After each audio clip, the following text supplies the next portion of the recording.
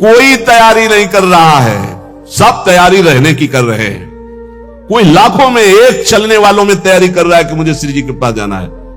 जाने वाला जो कुछ रखना होता रख देता, जो कुछ समर्पित करना होता समर्पित कर देता। बिल्कुल तैयारी फिट, हर समय तैयार रहो। ट्रेन आने का तो समय होता है, अमुक प्लेटफार्म में यात्रीगण ध्यान दें, ये प्लेटफार्म में ये ट्रेन आ रही है। अपने तो ना प्लेटफार्म का पता है, ना ट्रेन नंबर का पता है, ना समय का पता है। कभी भी बोले गए, अच्छा गए, बस इतना सुनने को मिलता है। रामकृष्ण मिशन में भर्ती किया, बोले वो दिल में ऐसा हुआ और हार्ट फेल हो गया। अभी कल ही परसों तो संस्कार करके आ रहे। यहां कब कौन बिछड़ जाए, जाने की तैयारी कर लो। हमारे सत्संग का उद्देश्य है प्रियालाल की प्राप्ति, और उस प्राप्ति के लिए आपको अटैची हर समय तैयार रखना है। अटैची में नाम वाणी होना चाहिए। नाम रूपी धन, वाणी रूपी धन आपके भाव रूपी अटैची में तैयार है तो आप पक्का समझो रिजर्वेशन है आपका। हमारी श्री जी के यहां से पालकी आती, विमान नहीं आता, ध्यान रखना। मधुर मधुर नौ किशोरी सखियां श्री जी की पालकी में बैठाल के ले जाती हैं उस नवीन सखी को। ये पूज्य पंडित गया प्रसाद जी ने देखा, जब भाई जी पालकी में बैठे हुए ब्रज में आ रहे थे, शरीर पूरा हुआ तो देखा ये आकाश मार्ग से नवीन नौ सहचरियां, बीच में एक नवीन सहचरी जो पालकी में, जब गौर से देखा बाबा ने तो देखा ये तो भाई जी है और वृंदावन। यही तो आए सब महापुरुष। हम सबको श्री जी के पास जाना है, पर जाने की तैयारी कर लो। ये जो आज चर्चा अष्ट पुष्पों की हुई, मानसिक व्रतों की हुई, यही तैयारी है। ये बाहरी दिखावा हमको किसी के लिए नहीं करना, हमें अपने प्यारी जो को प्रसन्न करना, हमें ये तैयारी करनी। और इस तैयारी में नाम वाणी ही काम देगा। जितना नाम रूपी धन है, ऐसे तैयार रहो जैसे आपको जाना, ये भी समेट लूं, ये भी समेट लूं, क्योंकि अब जाना है। ऐसे ही नाम जमा कर लूं, खूब वाणी जी का गायन जमा कर लूं, दूसरों को सुख पहुंचा दूं। जो हमारे पास सामग्री है सबका मंगल करने वाली, ये है तैयारी करना। दूसरों का छीन कर बैंक बैलेंस करना, सुख भोगना, ये तैयारी करना है। या पुनः आने की व्यवस्था करना है। ये आना जाना मिटाना, ये केवल मानव जीवन से हो सकता है, अन्य जीवन से नहीं। इसलिए खूब नाम जप करो। और एक दिन कोई ऐसा ना जाने पाए जिस दिन तैयारी ना हो तुम्हारी। जो चलने के लिए तैयार रहता है उसको मृत्यु नहीं होती, महोत्सव होता है। और जो तैयार नहीं होता उसकी मृत्यु होती है। हम सबके हृदय में विराजमान उस परमात्मा तत्व को जागृत करने के विषय में बोलते हैं। सबका हृदय मंदिर बने और सबके हृदय रूपी मंदिर में भगवान का प्रादुर्भाव, केवल उसकी चर्चा होती है। जिस प्रभाव से अनंत जन्मों से हम भटक रहे हैं, उस माया की मलिनता का नाश करके सच्चिदानंद प्रभु में स्थित होने की चर्चा होती है। बहुत चर्चाएं हो रही हैं, कम से कम एक चर्चा तो पकड़ो जिससे तुम्हारे हृदय मंदिर के पट खुले और तुम्हें साक्षात्कार हो जाए भगवान का। जब तक हृदय मंदिर में भगवान प्रकाशित नहीं होंगे तब तक कुछ काम बनने वाला नहीं। तो सत्संग हृदय मंदिर के पट खोलता है, सत्संग ज्ञान चक्षु खोलता है, प्रेम नेत्र खोलता है। सभा समितियों में जाना, पक्ष विपक्ष की वार्ता करना, समाचार पत्र पढ़ना, समाचार देखना, इस साधक को छोड़ देना चाहिए। दूसरा, कोई भी मनुष्य तुम्हारे जीवन में विशेष अधिकार प्राप्त न कर पावे। कोई भी पूरी सृष्टि में विशेष अधिकार, अरे वो अपने हैं, तो फिर श्यामा श्याम तुम्हारे कैसे रहे?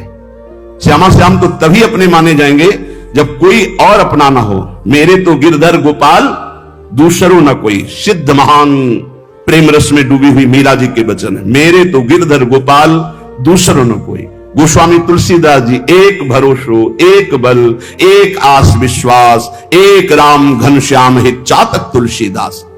किसी भी मनुष्य से विशेषता पूर्वक आपका संबंध ना होने पावे, स्थान विशेष में आसक्ति ना होने पावे, वस्तु विशेष में स्वाद ना आने पावे। भगवत प्राप्ति करना है तो दूसरी बात सावधानी पूर्वक, कोई हमारा विशेष नहीं, कोई खास नहीं, कोई वस्तु व्यक्ति स्थान कोई विशेष हमारे नहीं। जहां राखो तहां रहो, मान सुख रास है। जहां मेरे स्वामी जैसे रख रहे हैं वैसे रह रहा हूं। मेरा नहीं, मेरे स्वामी कहे जब चाहे तब हटा दे, जब चाहे तब रख ले, उनकी बात है। हमको वास मिल रहा है, वास कर रहे, हटा दिए जाएंगे, फिर फुटपाथ में बैठ जाएंगे, पर हमारा कोई चिंतन चुरा ले, ऐसा नहीं। हम ऐसा कुछ नहीं करेंगे जिससे हमारा चिंतन बंटवारा हो जाए। मेरे प्रभु हैं, वो थे, वो रहेंगे।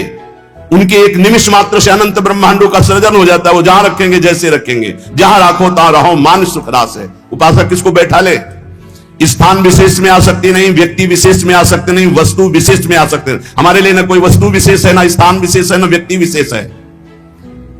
मठ और आश्रम आदि की स्थापना करके उसके चिंतन में डूबना, अपने मन को मानो दुर्गति का मार्ग चयन कर लेना। थोड़ा सा कड़वा लगेगा ये बात। हम कह रहे हैं सिद्धों का कार्य साधकों का नहीं, साधकों को नहीं फंसना चाहिए। अगर साधक फंसेगा तो नष्ट हो जाएगा, पक्का, इसमें कोई संशय नहीं। वाल्मीकि रामायण में एक प्रसंग आता है कि एक ब्राह्मण देवता भिक्षा याटन के लिए निकले हुए थे, कई दिन के भूखे थे, भिक्षा मिली नहीं, तो रास्ते में कुत्ता आराम से पड़ा था, 3-4 लाठी उसकी खोपड़ी में मारी, फूट गई खोपड़ी। उस समय राजाधिराज चक्रवर्ती महाराज अनंत कोटि ब्रह्मांडों के स्वामी भगवान श्री राम सिंहासन पर विराजमान थे। दरवाजे से आवाज मारी, सेवक ने कहा एक कुत्ता अपनी प्रार्थना करना चाहता है। भगवान ने बुलाया, बोलो। बोले मैं आराम से मार्ग में पड़ा था प्रभु, क्या मार्ग के साइड में पड़े रहना अपराध है?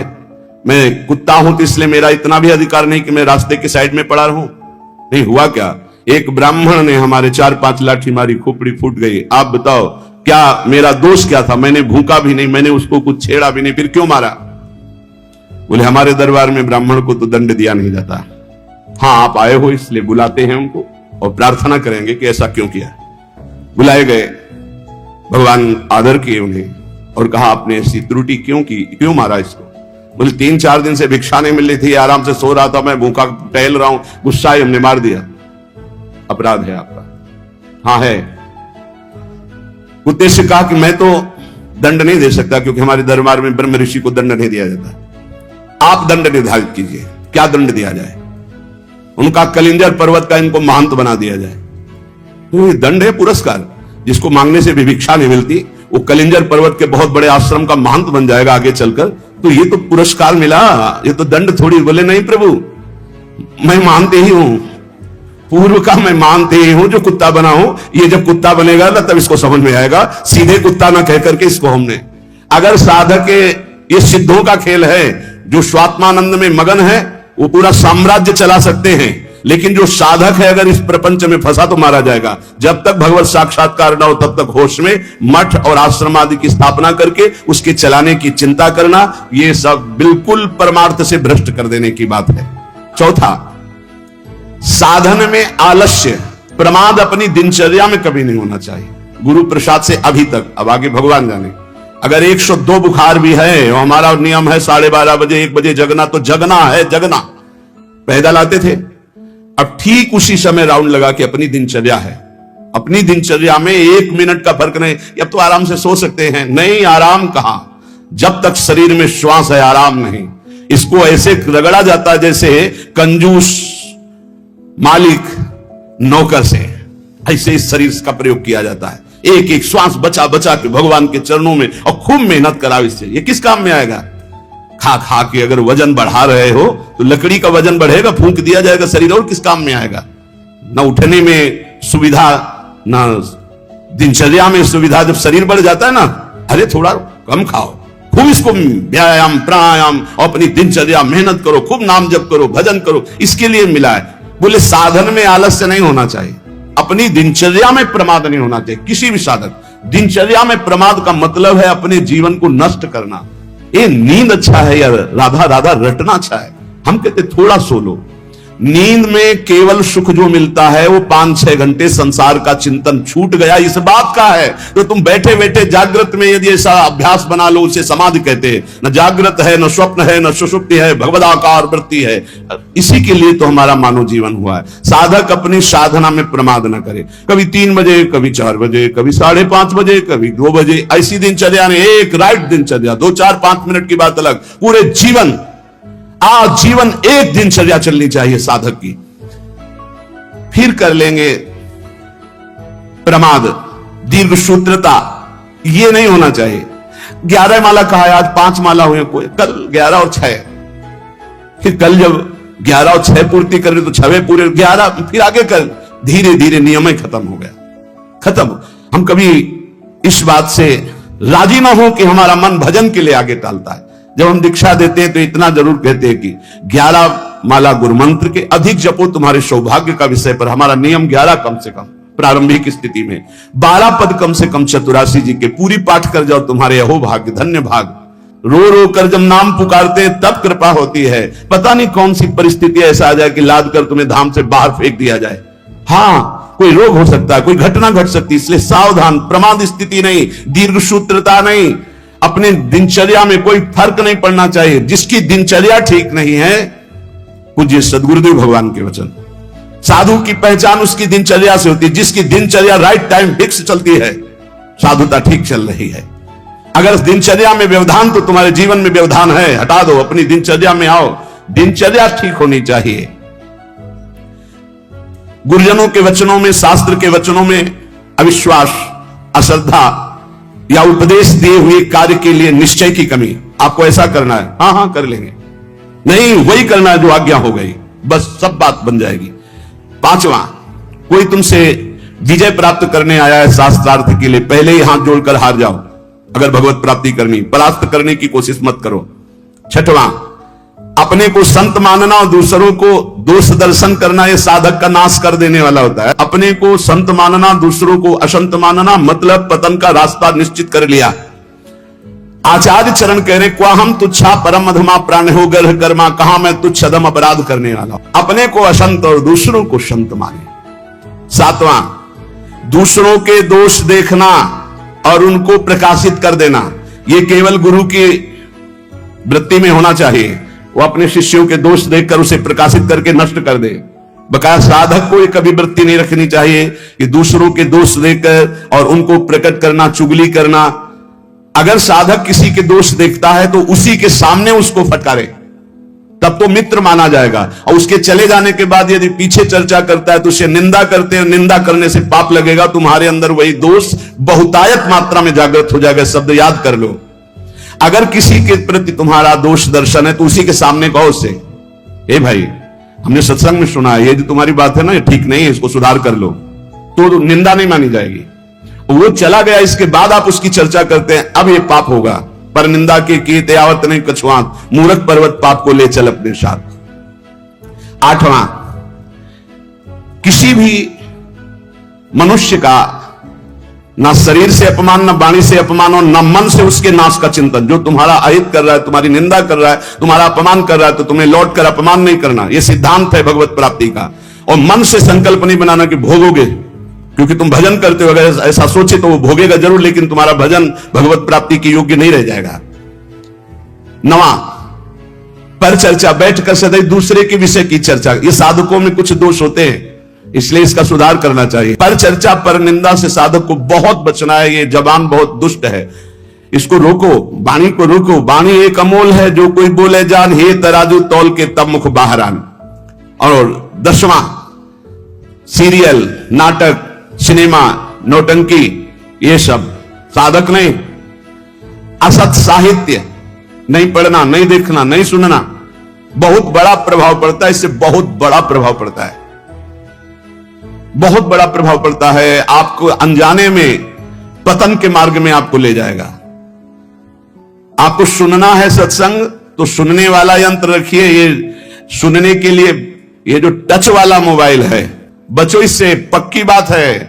इसको हम बहुत प्रार्थना पूर्वक निवेदन करते हैं कि साधक जो घर से निकला है भगवत प्राप्ति के लिए, टच वाले मोबाइल से बचे। जहां भगवत प्राप्ति की लालसा से आपने वैराग्य लिया, वहां भोगों की लालसा पैदा कर देगा। जहां आप खोले मोबाइल, तो आपके ऑप्शन ही ऑप्शन है। और मन कभी भगवत ऑप्शन सुनना चाहे तो बड़ा पवित्र मन होता है। हाँ, ये संसारिक बात है, इसमें क्या है, अच्छा इसमें क्या है, ढूंढते ढूंढते वहां पहुंच गए जहां नहीं पहुंचना चाहिए, और आपको नष्ट कर देगा। सत्संग सुनना है तो यंत्र रखो सत्संग सुनने का।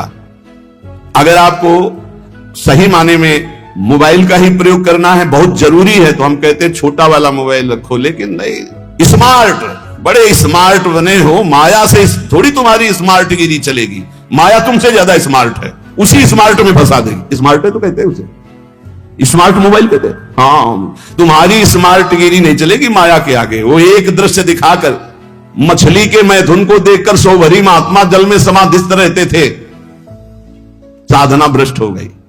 अजामिल लकड़ी लेने गया था, वैश्यागमन देख करके उसकी बुद्धि भ्रष्ट हो गई, उसी वैश्या में आसक्त हो गई। प्रार्थना है, बहुते बिना मोबाइल के नहीं चलता तो 1800 वाला ले लियो, 2000 का जो नहीं आता इतना बड़ा। भाई बहुते बात करनी, कहीं कोई तुम्हारा पदाधिकारी हो तो भाई देख लो, नहीं तो हमें प्रार्थना करनी है साधकों से, स्मार्ट से बचो, बहुत स्मार्ट है वो, तुम्हें फंसा लेगा, भगवत मार्ग से गिरा देगा, पक्का पक्का गिरा देगा, मान लो, हम कह रहे हैं। लेकिन कोई नहीं मानने के लिए तैयार है। और किससे बात करनी? श्री जी के लिए स्मार्ट काम नहीं करेगा, वहां फोन बात होगी नहीं, वहां तो राधा नाम काम करेगा, राधा राधा राधा राधा राधा। हाँ, कुछ ऐसी आवश्यकताएं हैं जिनकी जरूरत है, क्योंकि बिना उसके काम नहीं चल सकता। तो हम कह रहे जहां तक हो सके, और अगर किसी को बहुतय की रखना है तो बहुत हिम्मत करो, कसम खा लो कि कभी हम और क्षेत्र में नहीं जाएंगे। बहुत बड़ा क्षेत्र है। आज कोई भी व्यक्ति हमको प्रायः ऐसा नहीं दिखाई देता जिसकी कनपटी में मोबाइल ना लगा हो। भगवान का ये बहुत विचित्र, कलयुग भगवान ने ये यंत्र चलाया है, बहुत विचित्र। ये भगवान की बहुत माया चली। तो कह रहे नाटक, सिनेमा, फिल्म, सीरियल, समाचार, बचो भाई। अगर भगवत प्राप्ति करना है तो थोड़ा सावधान हो जाओ।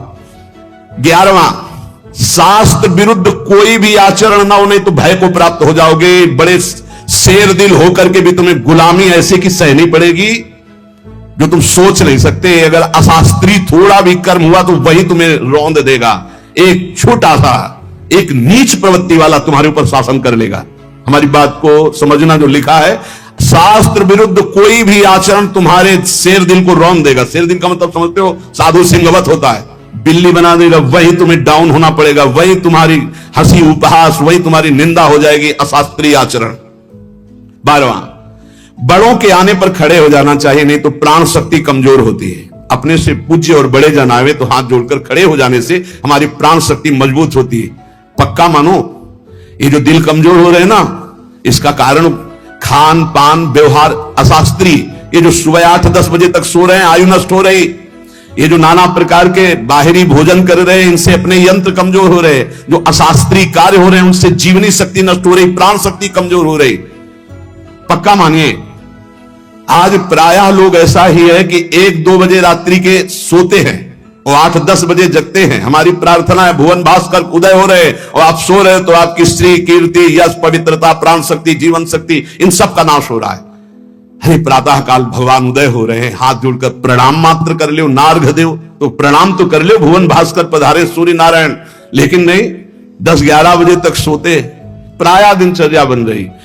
सही माने में 10 बजे सो जा, 11, 12, 1, 2, दिन में 1 घंटा विश्राम का। जिसको दिन में विश्राम नहीं तो 9 बजे सो जाओ। 5 घंटे सो जाना बहुत होता है, 5 घंटे बहुत। अभ्यास योग युक्तेन, जैसा आप अभ्यास कर लो वैसा। आपने अभ्यास कर लिया 3 घंटे में तो 24 घंटे में 3 घंटे में काम हो जाएगा। आप अभ्यास कर लो। अरे साधना एक बार सोने का समय दे दिया, इसके बाद बस फिर नींद नहीं आनी चाहिए, फिर नींद नहीं आनी चाहिए हर समय ऐसे नींद। और 13वां, किसी भी वस्तु से या जीव से घृणा नहीं करनी। हमें प्रयोग नहीं करना, हमें घृणा नहीं करना किसी भी वस्तु से, किसी भी जीव से। सब भगवान की सृष्टि, हमारे लिए जो आदेश है हम उसका खान पान करेंगे, उसका पालन। हमें घृणा किसी से नहीं, किसी से नफरत नहीं। ये घृणा नफरत ये भगवत मार्ग के पथिकों में नहीं होती। विपत्ति में घबरा करके किसी और से सहयोग मांग लेना, ये बहुत खास बात है। बैठे रहो, प्रभु देखते हैं, बने तो आपसे बने, नहीं तो बिगड़ जाए, देखेंगे आप कैसे बना। पक्का गिरते गिरते गोद में हो जाओगे। कई बार हमने अनुभव किया सेकंड का, अगर सेकंड की चूक हो जाती तो ऐसी घटना घट जाती है। सेकंड की चूक नहीं होने दी मेरे प्रभु ने, हमने कई बार देखा है। इसलिए भारी विपत्ति में घबराकर किसी और का सहयोग लेना कभी ऐसा अनन्य भक्त के द्वारा नहीं होना चाहिए। अब क्या होगा? वही होगा जो प्यारे राम जी को भाएगा। और राम जी मंगलमय है, पक्का मंगल ही होगा, अमंगल नहीं हो सकता। भक्तों का सदैव ऐसा ही होता है। वही होगा जो हमारी प्रियालाल चाहते, वही होगा जो हमारे इष्ट चाहते। इष्ट मंगल भवन है, अमंगल हो नहीं सकता। भारी संपत्ति प्राप्त हो तो फूलना नहीं। अब तो वैसे सही बात देखो, जो भगवान का भजन करते हैं उनके लिए हर कोई वस्तु हर्ष वाली नहीं होती। किसी में हर्ष होता है, बहुत सी बढ़िया चीज मिल गई, बहुत सब, हर चीज नाशवान है। हर चीज, हर वस्तु, यहां जितना दुखालयम अशाश्वतम नाशवान, यहां की कोई वस्तु हर्ष देने वाली है, सुख देने वाली है। प्रतिपल नष्ट हो रही, पर ज्ञान सही है नहीं है, इसलिए हम हर्षित हो जाते हैं कि हमको अमुक वस्तु मिल गई, अमुक व्यक्ति मिल गया, अमुक पदार्थ मिल गया।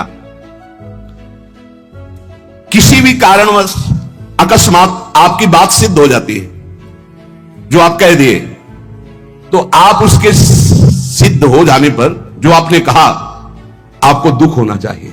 आपने जो चाहा वो हो गया, आपने जो मांगा वो हो गया, आपने जो कहा वो हो गया, तो आपको दुख मानना चाहिए। नहीं नहीं, ये अगर बात मेरे अंदर आ गई तो मैं भगवत प्राप्ति नहीं कर पाऊंगा, इस बात का दुख होना चाहिए। आगे ये सावधानियां वर्णन करके कह रहे कि जो पुरुष इसी जन्म में भगवत प्राप्ति करना चाहता है, तो सरसैया में पड़े हुए भीष्म जी ने युधिष्ठिर जी को उपदेश दिया, ध्यान से सुन ले, इसी जन्म में भगवत प्राप्ति हो जाएगी। जो पुरुष इसी जन्म में भगवत प्राप्ति करना चाहता है, मनुष्य शरीरधारी, वो पहले आहार पर संयम करे, उसे सूक्ष्म करे, इतना कम ना करे कि भोजन का चिंतन हो, पर इतना भी ना करे कि डकार आवे।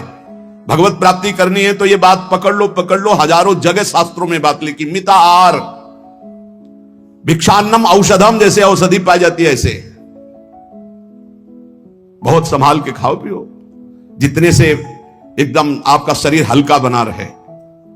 एक दो शरीरों को तो रोग हो जाता है, वो क्या कहते हैं जो गले में होती गांठ, थायराइड है ऐसे, वो तो बात अलग है कि भाई अब थायराइड हो गया है, नहीं तो थायराइड में ज्यादा तगड़ाहट हो रही, थायराइड खूब खाते चले जा रहे।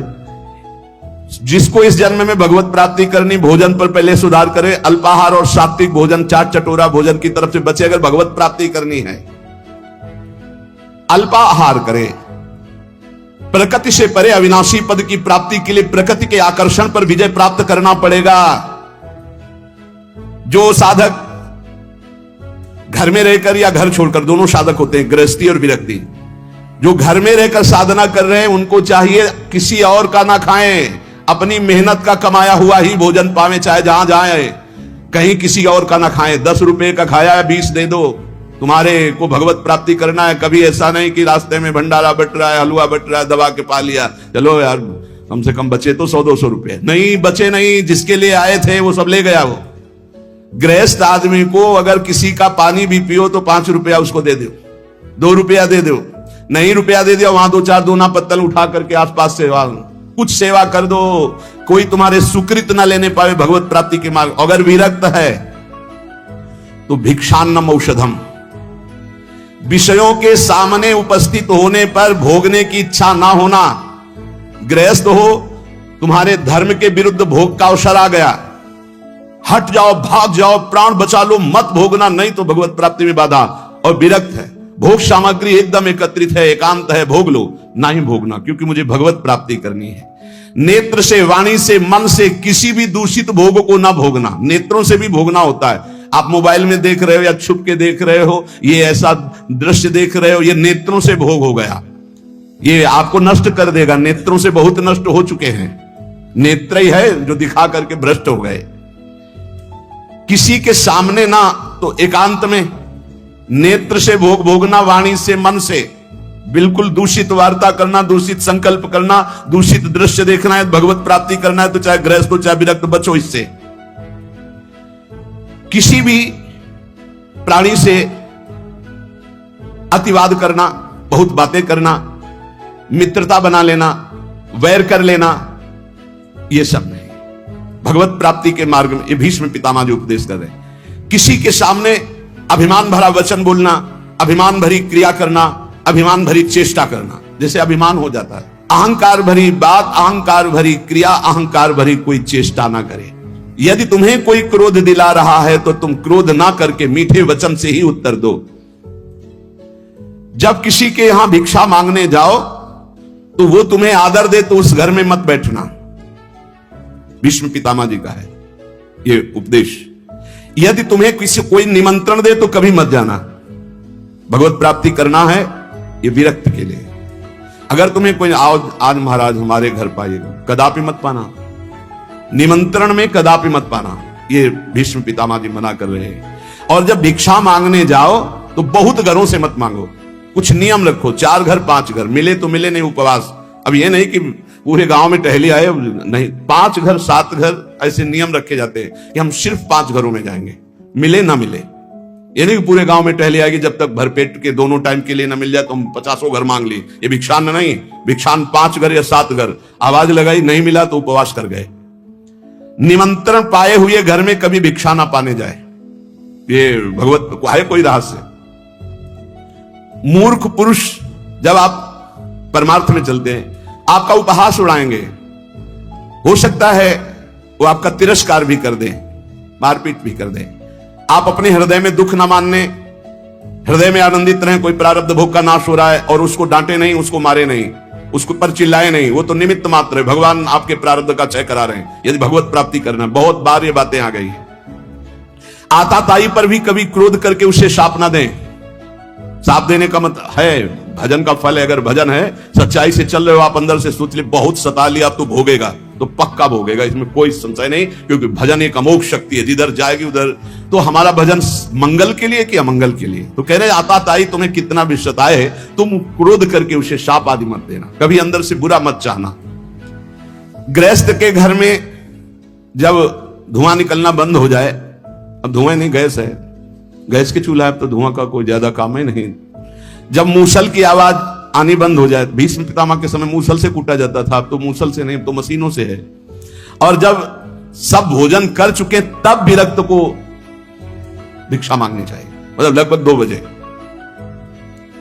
भिक्षा मांगने के पश्चात किसी नदी के किनारे या किसी देवालय में एकांत में बैठकर भगवान को अर्पित कर उसे पाए। गृहस्थ अपने कमाई से पाए, अधिक भिक्षा मत ले।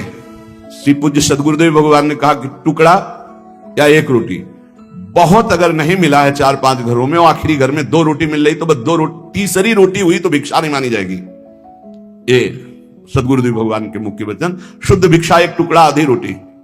बहुत ज्यादा हो गया तो 1 रोटी। अब पता चला कि 5 घरों का आखिरी घर है, उसमें 2 रोटी मिल रही, तो फिर उससे 2 रोटी ले ले, तीसरी रोटी नहीं होनी चाहिए। जो अधिक भिक्षा ले लेता है उसे भिक्षान्न नहीं कहते हैं। ना मिलने पर प्रसन्न मुद्रा में वैसे ही शांत भाव से भजन करता हुआ दूसरे दिन जब अपने समय भिक्षा में जाता है, फिर उसी समय जाए। एक बार जब कोई बैठाल करके द्वार पर सम्मान पूर्वक विनय पूर्वक भिक्षा दे तो उसी समय हट जाना चाहिए, उसकी भिक्षा नहीं लेनी चाहिए। आओ आओ महाराज, आपके तो दर्शन बड़े भाग्य से। ए लाओ कुर्सी बैठा लो, लाओ गरम गरम रोटी बनाओ बाप, उठे हो चल दे। द्वार में अंदर नहीं जाना है, द्वार में ही खड़ा और असम्मान पूर्वक भिक्षा। ना किसी का आसन ग्रहण, ना किसी के मृदु वचन, ना किसी की स्तुति, ना कोई अर्थ। जब रोटी मांगने निकले, किसी ने 10 रुपया दिया तो ऐसे कोई भिक्षुक है, भिखारी है इस बात के? नहीं, केवल आचार्य आदेश, प्राण पोषण के लिए अन्न, रोटी है तो दे, नहीं तो राधे श्याम चल दिया। सिंहवत व्यवहार। विविध प्रकार के व्यंजनों को न खाए। अरे भाई बहुत विचित्र। भगवान की प्राप्ति के मार्ग में सबसे ज्यादा इस रसेंद्री पर दृष्टि डालो। बहुत विचित्र खेल है, बहुत विचित्र, बहुत सावधान। अब आज का जो वातावरण है, बहुत भोजन के लिए बहुत आगे चलकर और अव्यवस्था हो जाएगी। कैसे भजन होगा, कैसे भजन होगा? भगवान को अर्पित करके दाल रोटी खाओ, खूब हरि के गुण गाओ। अगर इधर उधर खान पान करोगे तो हम पक्का कह सकते हैं भजन तो नहीं हो सकता है। भजन का नाटक भले आप कर लो, भजन का नाटक कर सकते हो। भीष्म पितामह जी कहते हैं कि जो विरक्त भाव से भगवान के मार्ग में चले हैं, वो किसी उजड़े हुए खंडहर में या देवालय में या वृक्ष के नीचे या किसी संत का बनाया हुआ स्थान, उसमें वास कर, स्वयं का कुछ नहीं होना चाहिए।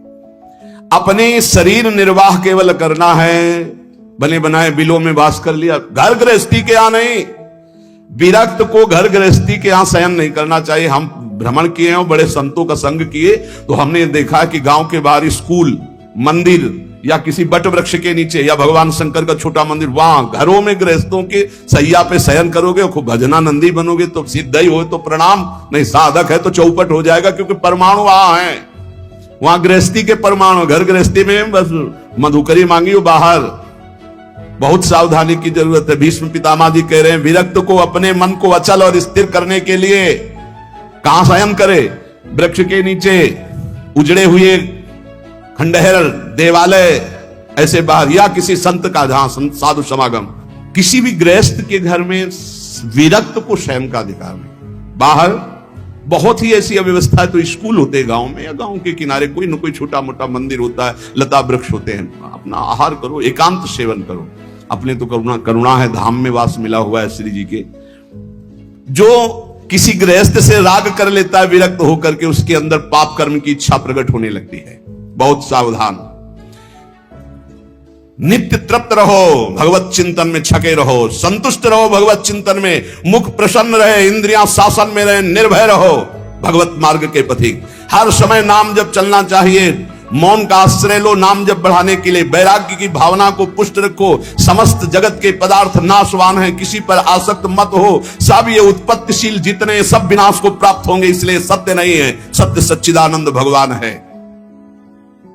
मन और इंद्रियों को संभालना ही साधना है, यही तपस्या है। अपनी इंद्रियों और मन को संभाल लो। अष्टावात्म गुणाः, जिस साधक में संत में 8 गुण है वही भगवत प्राप्ति कर पाएगा।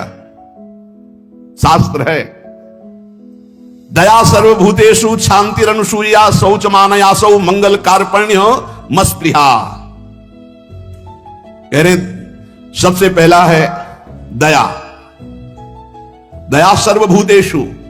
अगर आप साधक हैं, भजन मार्ग में हैं, परे वा बंधु वर्गे वा मित्रे द्वेष्टे वा सदा आपन्ने रक्षितव्यम तु दयैषा परिकीर्तिता। दया किसे कहते हैं? अपने पराये का भेद नहीं है। मित्र हो या शत्रु हो, वो भारी दुख में पड़ा हुआ है, तो जितना हमें शारीरिक बल, बौद्धिक बल, तप बल प्राप्त है, हम उसका प्रयोग करके उसकी रक्षा कर ले, पर आसक्त ना हो। रक्षा करना, चाहे वो मित्र हो या शत्रु हो, कोई भी हो। साधुता का हृदय, भक्त का हृदय कैसा होता है? परे वा बंधु वर्गे वा मित्रे द्वेष्टे वा सदा। वो पराया है, अपना ये भेद तो होता नहीं इस भगवत मार्ग के पथिक में। मित्र है या शत्रु है, अगर वो विपत्ति में फंसा हुआ है तो शरीर बल, तप बल, वाणी बल, हर बल के द्वारा हम उसकी रक्षा करेंगे, पर अपनापन नहीं करेंगे। जैसे मृग की रक्षा की, पर अपनापन ममता कर लिया तो अगला जन्म मृग का बना। दया बिना साधु कसाई, और दया करी तो आफत आई। इसलिए दया बहुत संभाल के। दया क्या? हमारे में जितना बल है हम आपके कल्याण के लिए प्रयोग किया और अलग हो गए, आसक्त नहीं हुए, कभी उससे धन्यवाद पाने की इच्छा नहीं की, उसे दया कहते हैं। दूसरा, शांति। बाह्य चाध्यात्मिके जैव दुखे चोत्पादिते क्वचित न कुप्यति न वा हंति सा क्षमा परिकीर्तिता। ये साधक के लक्षण। पहला दया, दूसरा ऐसा क्षमा कि कोई आपको शारीरिक या मानसिक पीड़ा पहुंचा रहा है, आपको क्रोध नहीं आना चाहिए। उसे न मारना है, न कड़वे वचन बोलने, न संकल्प के द्वारा उसको नष्ट करना है। इसी का नाम शांति, इसी का नाम क्षमा है। जिसके अंदर दया है, शांति क्षमा है। न गुणान गुणिनो हंति स्तौमि मंद गुणानपि नान्य दोषेषु रमते सानुसूया प्रकृतिता। गुणी के सद्गुणों का हनन अर्थात अपलाप न करना, किसी भी सद्गुणी में दोष ना निकालना, थोड़े गुण वाले प्राणियों को भी उत्साह बढ़ा देना भगवत मार्ग में, दूसरों के कभी दोषों पर दृष्टि डालकर उसे नीचा दिखाने के लिए न वर्णन करना, ये अनुसूया, इसे अनुसूया कहते हैं। दया, क्षमा, अनुसूया। और अभक्ष परिहारश्च संसर्गश्चापि निर्गुणैः स्वधर्मैः च व्यवस्थानम शौचमें तत्प्रकीर्तितम। पवित्रता, शौच क्या? कभी भी अभक्ष पदार्थ ना खाना, जिसे शास्त्र निषेध करता है, कभी जबान पर नहीं जाना चाहिए। प्याज, लहसुन, मांस, मदिरा, नाना प्रकार के सब नहीं पाना चाहिए। एक बोले दीक्षा लिए थे कि पत्नी तो दीक्षा नहीं ले, पर वो प्याज लहसुन बना के खाती हो, कहती हम कोई गुरु मंत्र थोड़ी लिए, अब हम क्या करें, फिर खाना ही पड़ता है। कैसे खाना पड़ता है? वो अपनी निष्ठा पे, तुम अपनी निष्ठा पे नहीं आ सकते। अपनी निष्ठा पे आना पड़ेगा, या वो बदले या तो तुम बदलो। तुम कंठी तिलक लेकर बदल गए कि तुम प्याज लहसुन खा रहे हो, पत्नी खा रही इसलिए नहीं भाई। दोनों हैं, एक ही जगह भोजन बनना है तो एक को तो सुधरना पड़ेगा।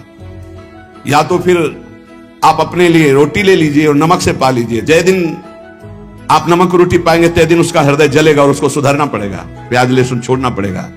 लेकिन जो गुरुमंत्र लेकर के अभक्ष पदार्थ खाता है वो अपवित्र बुद्धि हो जाती, भ्रष्ट बुद्धि हो जाती। इसलिए बहुत सावधान। हमने कई बार प्रार्थना की कि प्याज लहसुन तमोगुणी है, वो भजन में बहुत बाधक है, इसलिए उसको कदापि नहीं पाना चाहिए। अभक्ष परिहारश्च, बासी भोजन, दूषित भोजन, ये अभक्ष जो पदार्थ बताया गया है उसे नहीं पाना चाहिए।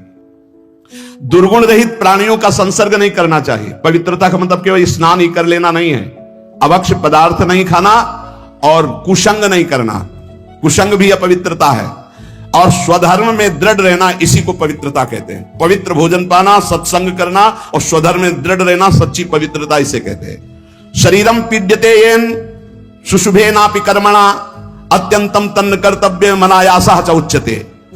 जो श्रेष्ठ भागवतिक कर्म के लिए अत्यंत कष्ट सहता है उसको अनायास तपस्या कहते हैं। भारी से भारी कष्ट को सहने के लिए तैयार है।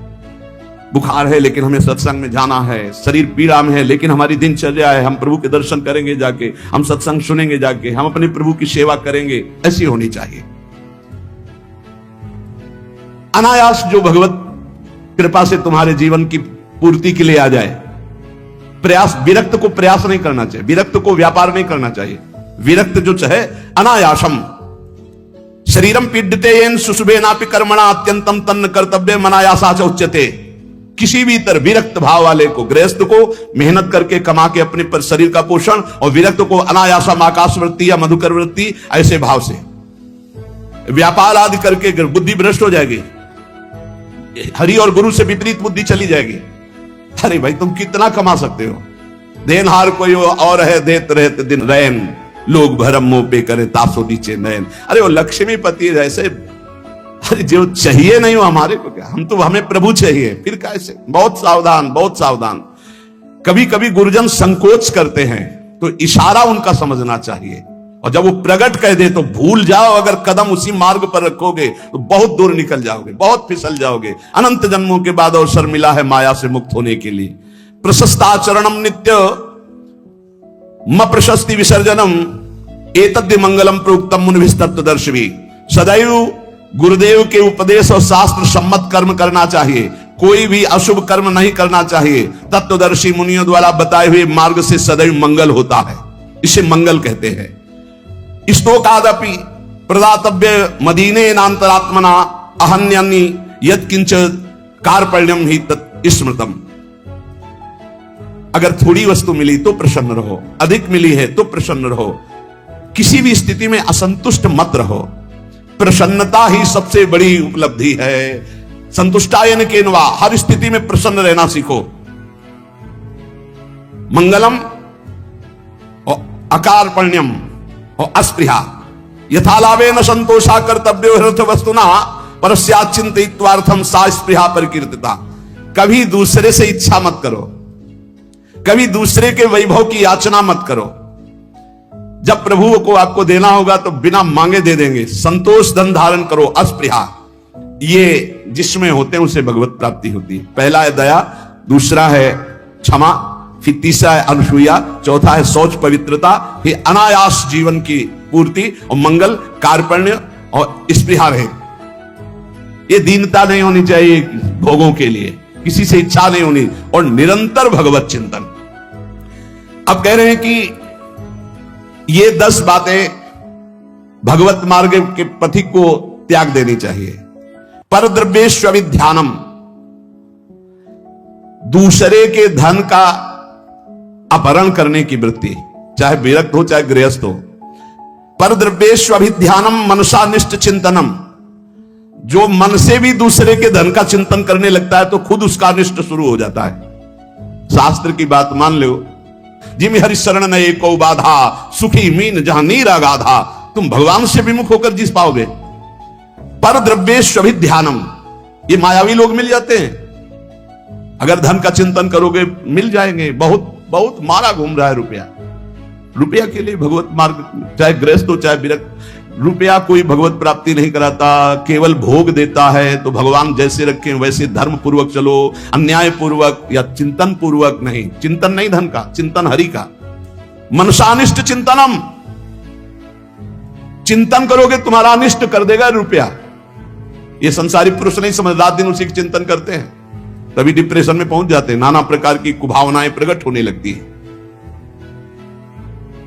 जिसको इस जन्म में परमानंद की अनुभूति करनी है उसको सावधान। पारुष्य अनृतम चैव पैशून्यम चापि सर्वशा। अगर परलोक की प्राप्ति करनी, परम धाम जाना है तो आप चुगली करना, निंदा करना, दूसरे की बातें करना छोड़ दो, दूसरे के धन का चिंतन अपहरण करना छोड़ दो। मिथ्या भाषण, परनिंदा और असंबद्ध प्रलाप ये साधक में नहीं होना चाहिए। असंबद्ध प्रलाप, चुगली, निंदा ये जबान में नहीं होना चाहिए। और कह रहे हैं अदत्तानाम उपादानम हिंसा चैवा विधानता परदारोप सेवा चा शारीरम त्रिविधम स्मृतम। बिना किसी के दिए हुए किसी वस्तु का स्पर्श मत करो। देने पर भी तब देखो कि तुम्हारे योग्य है कि नहीं। और परदार रति, चूंकि ये गृहस्थ या विरक्त कोई भी भगवत प्राप्ति के लिए चले, उसके लिए किसी भी परदार रति, दूसरे की स्त्री के प्रति तनिक भी लगाव नहीं होना चाहिए काम भाव का। अगर काम भाव का जरा भी लगाव है तो तुम्हारा पतन हो जाएगा। बहुत एक विचित्र समय कलिकाल का प्रभाव चल रहा है, इस पर दृष्टि ही नहीं जा रही। ये जो व्यभिचार प्रवृत्ति है इसको एक मनोरंजन मान लिया गया है, इसको एक खिलवाड़ मान लिया, इसे एक सीमा में रखा गया है, एक सीमा में रखा। पाणी ग्रहण संस्कार कर स्वीकार करके फिर धर्म पूर्वक चलो, वैराग्य हो जाएगा। अधर्म पूर्वक चलोगे आसक्त हो जाओगे। परदार रति ये नरक प्राप्ति का हेतु है। इसलिए उपासक जो भगवत प्राप्ति करना चाहता है अशुभ कर्मों से बचे, परदार रति से बचे। किसी भी तरह से जो अपवित्र वस्तु दी जाए उसको स्पर्श न करे। हमारे लिए क्या पवित्र है? विरक्त के लिए हम भगवत मार्ग के पथिक हैं, जितना हमें चाहिए उतना मांग लेंगे। जो नहीं चाहिए वो हमारे लिए सब अपवित्र, हमें नहीं चाहिए, नहीं चाहिए। और गृहस्थ के लिए धर्म पूर्वक कमाई हुई वस्तु किसी के दान दक्षिणा या किसी का यह ऐसा स्वीकार न करे, बहुत हानिकारक होता है। दोषै प्रयुक्ता शरीरेण प्रवर्तमानो हिंसास्ते प्रसिद्धो मैथुनान्याचरति। जो दोषों को स्वीकार करके इस मार्ग में चलता बहुत बुरी तरह चारों खाना चित्त गिरता है। परमार्थ में कई तरह के मैथुन होते हैं, उन मैथुनों से बचे। अष्ट मैथुनों का वर्णन आया है। ये कुकर्म आचरण करने वाला कभी भगवत प्राप्ति के मार्ग में अग्रसर ही नहीं हो सकता। इसलिए शास्त्र है बहुत सावधानी से, गृहस्थ हो चाहे विरक्त, अगर शुद्ध सच्चिदानंद का आनंद लेना चाहते हो, दुखों से अपने आप को बचाना चाहते हो, तो हर प्रकार के मैथुनों से बचने की चेष्टा करें। पर पीड़यन, दूसरे को कभी दुख ना दे। मिथ्या भाषण, कशोर भाषण, ये सब कुकर्म के अंतर्गत ही आता है। परद्रोह, अन्याय पूर्वक परद्रव्य ग्रहण नास्तिकता पैदा कर देता है। परद्रव्य अन्याय पूर्वक ये नास्तिकता पैदा कर देता है, भगवान से बिल्कुल विमुख कर देता है। भगवान छूट गए तो सब मिला मिलाया, सब प्राण छूटने के बाद कुछ नहीं तुम्हारे पास। भगवान है तो सब कुछ है, नास्तिकता ना आने पावे। परद्रव्य ग्रहण से अन्याय पूर्वक, न्याय कहते हैं जो धर्म शास्त्र आज्ञा करते हैं, अन्याय पूर्वक धन ग्रहण करना ये नास्तिकता पैदा कर देता है। नास्तिकता क्यों आई है? क्योंकि पापाचरण है तभी नास्तिकता आती है। उपासक को सावधानी पूर्वक दुष्संग से बचना चाहिए। दुष्संग कई तरह का होता है। यदि दुर्जनों का संग मिल जाए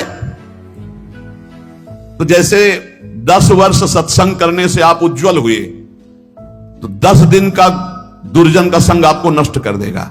तो कहते दुर्जनस्य ही संगेन सुजनोपि विनश्यति प्रसन्नम जलमित्याहु कर्दमयी कलुषीकृतम। जैसे अति निर्मल जल बहुत दिनों में होता है, हिलन डुलन नहीं हुई, धीरे धीरे वो शांत निर्मल होता है, लेकिन उसमें जो ही कोई घुसेगा तो पूरा मलिन हो जाएगा। ऐसे ही मन को निर्मल करने में बहुत समय लगता है, लेकिन दुर्जन का संग चरित्र दूषित करके हृदय को मलिन कर देने में बिल्कुल देर नहीं लगती। इसलिए दुर्जनस्य ही संगेन सुजनोपि विनश्यति। बड़े बड़े सज्जन पुरुषों का नाश भी दुर्जन पुरुषों के संग से हो जाता है। एक बार यदि दुर्जन का संग हो जाए तो निकलना मुश्किल होता है। बड़े बड़े सज्जनों के हृदय में भगवत मार्ग पर अविश्वास पैदा करके नास्तिक बना दिया दुर्जनों ने। जब दुर्जनता का संग हो जाता है तो वो दुर्जन पुरुष बड़े बड़े सज्जनों के प्रति भी दोष दर्शन करता है। जैसे लोगों के साथ रहा जाता है, जैसे लोगों की बात सुनी जाती है, जैसे लोगों से हम बात करते हैं, वैसा स्वभाव बन जाता है। जब दुर्जनों का संग हो जाता है तो बड़े बड़े सिद्ध साधु के पास भी वो कुछ लाभ नहीं ले पाता, केवल दोष दर्शन करता है। स्वभाव उसका बन जाता है दोष दर्शन का। इसलिए भ्रमादपि तु दुष्टानाम संगः या कुरुते जना समर्था पुनस्त्यक्तुम तत्र विनिहन्यते। यदि भूल से भी दुष्ट का संग हो जाए तो तत्काल संग त्याग कर दो, नहीं वो नष्ट कर देगा। दुष्ट की पहचान, जिसके संग से भगवत स्मरण छूट जाए, जिसके संग से कुवासनाएं बढ़ने लगे, उसी का संग दुष्ट संग कहा जाता है। भगवान श्री राम तो इतना भी कह दे कि बरु बास नरक कर ताता, दुष्ट संग जन दे विधाता। नरक मिल जाए अच्छा, पर दुष्ट ना मिले। दुष्संग बहुत बुरी तरह विनाश करता है। उदर निमित्तम बहुकृत वेशा, यह दुष्संग हो जाएगा। जो जनेन्द्रिय और रसेंद्रिय का पोषण करता है, भेष कोई भी रखे हो, वो सत्संग नहीं हो सकता, वो दुष्संग ही है। जिनका चित्त शुद्ध होकर सच्चिदानंद भगवान के सुख में डूबने का लक्ष्य बन गया, वो साधक सावधान। दुर्जना परिहर्तव्यो विद्यालंकृतो यदि मणिना भूषिता सर्पा किम सौना भयंकर। दुर्जन मनुष्य हो, बहुत विद्वान हो, तो तुम्हारा नाश ही कर देगा। जैसे मणि से भूषित सांप हो तो क्या विष नहीं छोड़ेगा, वो विष ही छोड़ेगा। इसलिए बहुत संभल करके। सद्भिरासीत सततम सद्भि कुर्वीत संगीतम सद्भिर विवादम मैत्रीम च ना सद्भि किंचिदाचरेत। संत पुरुषों के साथ रहो, संत पुरुषों का संग करो, उनसे विवाद मत करो, जैसा वो कह रहे हैं वैसे करो। सज्जन पुरुषों के संग से तुम्हारे हृदय में सज्जनता आएगी।